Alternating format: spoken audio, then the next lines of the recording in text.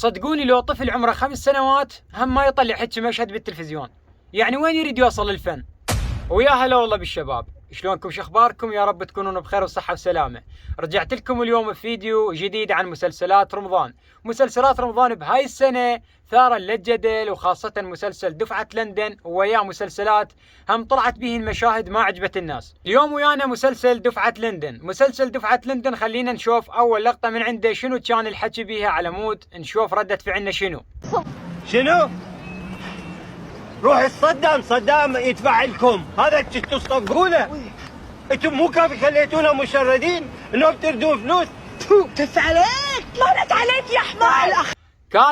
كافي مو راح صدام حسين راح. انتم ليش يعني لازقين بالسالفة؟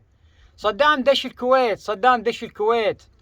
كافي مو العراق يعني خسر واعطاكم تعويضات مكان اللي خسركم بها صدام حسين، بعد ايش تردون؟ صدام دش الكويت.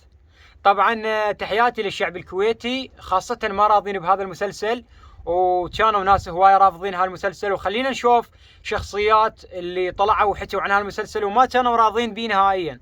شوفوا احد الاشخاص او احد الشخصيات اللي كانت رافضة لهذا المسلسل، خلينا نشوفه. شنو هذا؟ ليش؟ منو هذه الدولة اللي صرحت بأن المسلسل هذا يطلع؟ منو هذه الدولة؟ منين طلع هذا المسلسل؟ أي خربطة اللي قاعد تصير في هالمسلسل. والله لما دخلت وشفت المسلسل تابعت حلقة، يا ربي كنا سوق الجمعة، كل شيء فيه خرابيط ماما. المشكلة إن هذه الدولة أنا رايحت لها بريطانيا وقاعدة فيها 5 شهور، ما شفت الهلوسة اللي يعني صراحة مثل ما سمعتوا كلام هاي البنية اللي كانت تحكي عن هذا المسلسل. اي والله يعني باختصار مسلسل اعتبار جايبينه من سوق الجمعة، يعني منا شوية ومنا شوية، ومدخلين بيه فنانة عراقية شنو على مود يصير جمهور عراقي، ومنا وخابطينه ومسوينه وناشرينه هيك بس يردوا يطلعون فيلم. يا اخي انت مخرج وتعبان على روحك وكاميرات وممثلين وتصوير، تخرج لي هيك مسلسل تعبان، شنو السالفة؟ ضاعت الافكار عليك؟ والله عجيبة، ما أدري إيش أقول أنا. أنا صراحة المسلسل ما شايفه كامل، بس شفت من عنده ذن اللقطات ما حبيته. يعني مسلسل يعني لا بي صورة حلوة، لا وصل فكرة حلوة، ويعني مسلسل تعبان من الأخير. خلينا نشوف مسلسل خان الذهب. هذا المسلسل إخراجه عراقي، خلينا نشوف ونتأكد. صوتها شنو؟ دا اسمع قرقرة تجوعانة حامل. بدوى ضحكتك. لا شنو هاي صدق كذب. يعني وين يريد يوصل الفن؟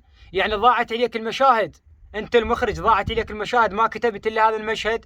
خليني اليوم انا كمتابع اعتبر نفسي اليوم انا مشاهد، اريد افكر هذا المسلسل شنو نتيجته.